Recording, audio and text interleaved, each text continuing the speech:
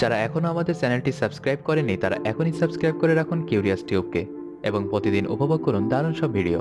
আর ভিডিওটি সম্পূর্ণ দেখার পর আপনাদের মতামত অবশ্যই কমেন্ট বক্সে জানান। তাহলে চলুন শুরু করা যাক।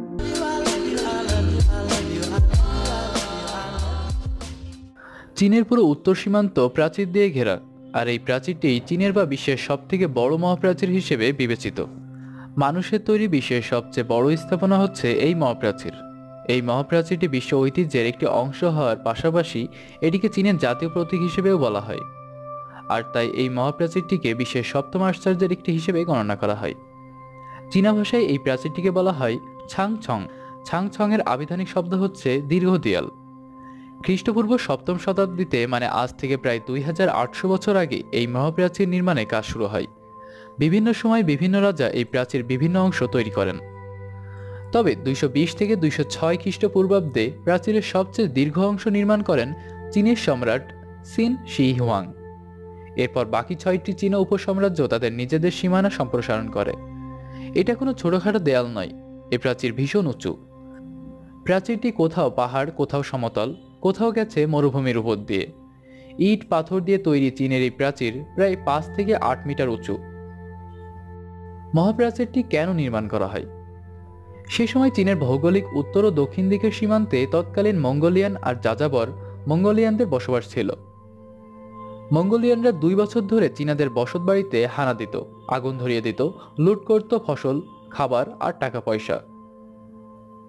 1550 খ্রিস্টাব্দে তৎকালীন মিং সাম্রাজ্যের রাজধানী ছিল বেইজিং, আর যাযাবর মঙ্গোলিয়ান জাতির নেতা ছিলেন চেঙ্গিস খান। চীনা শান্ত ভূখণ্ডে হুট করে একদিন অস্ত্রসজ্জিত মঙ্গোলিয়ানরা আক্রমণ করে বসে। রাজধানীর 70 মাইল জুড়ে জনপদে চলে গণহত্যা, লুণ্ঠন আর যুদ্ধবন্দী করার নির্মমতা। এটি ছিল মঙ্গোলিয়ানদের সবথেকে ভয়াবহ আক্রমণ। তখন মঙ্গোলিয়ানরা একজন চীন সম্রাটকে বন্দী করে তাদের দাবি পেশ করে যে তাদের সাথে রাজনৈতিক ক্ষেত্র স্থাপন করতে হবে ও ব্যবসা বাণিজ্য করতে হবে, আর এর মাধ্যমে তারাও তাদের দেশ উন্নত করতে পারবে। প্রায় 1 মাস এই ধ্বংসযজ্ঞ চালিয়ে মঙ্গোলিয়ানরা ফিরে যায় তাদের নিজেদের জায়গায়। বেইজিংয়ের যুদ্ধমন্ত্রীকে তার ব্যর্থতা ও যুদ্ধ না করে পালানোর অপরাধে শিরচ্ছেদ করা হয় রাজপ্রাসাদের সবার সামনে। সেই সময় দেখা যায় নতুন চৌকস সেনা অফিসার সি চি গোয়াং। সেই ধ্বংসযজ্ঞ দেখে মঙ্গোলিয়ানদের রুখে দাঁড়ানোর পরিকল্পনা শুরু করে। 2000 বছর ধরে বারে বারে এই মঙ্গোলিয়ান জাতি আক্রমণ করে আসছিল চায়নার মূল ভূখণ্ডের উত্তর দিকের কয়েক হাজার মাইল এলাকায়। সেই এলাকাতে সে এক স্থায়ী সমাধানের ধারণা আনে, যা সম্রাটের কাছে গ্রহণযোগ্য হয় না। পরে তাকে পাঠানো হয় জাপানিজদের প্রতিহত করতে। চি চি গোয়াং তার নিজস্ব সৈন্যবাহিনী প্রতিষ্ঠা করেন এবং জাপানিজদের সাথে যুদ্ধে জয়লাভ করেন। এর 17 বছর পর সি চি গোয়াংকে সেনাপ্রধান করা হয়। ঠিক সেই সময় আবার মঙ্গোলিয়ানদের আক্রমণের আশঙ্কা তৈরি হয়। তখন সম্রাটকে দ্বিতীয়বার মঙ্গোলিয়ানদের আক্রমণ থেকে বাঁচার জন্য মহাপ্রাচীর নির্মাণের পরিকল্পনার কথা বলা হয়। তার শত্রুদের প্রচুর বিরোধিতা সত্ত্বেও সম্রাট তাকে মহাপ্রাচীর তৈরির অনুমতি দেন।